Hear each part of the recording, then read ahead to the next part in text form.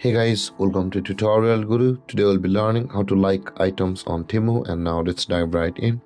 Now to like items on Temu, guys, first open up your Temu app on your phone, and after opening your Temu app, guys, first navigate or open the page of the product which you want to like on Temu.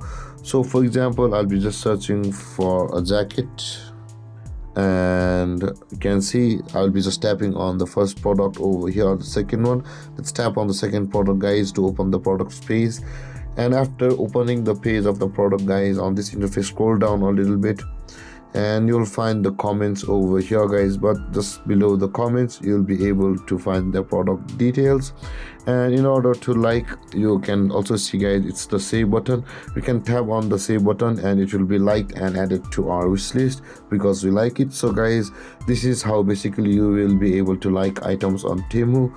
So for example, let's go to another product on Temu. Let's go with this wireless earbud, and if you scroll down, and there are the comments, and just below the comments there is the product details, and you can see the like button or the save button. Tap on the button over here and it will be liked and saved to your wish list.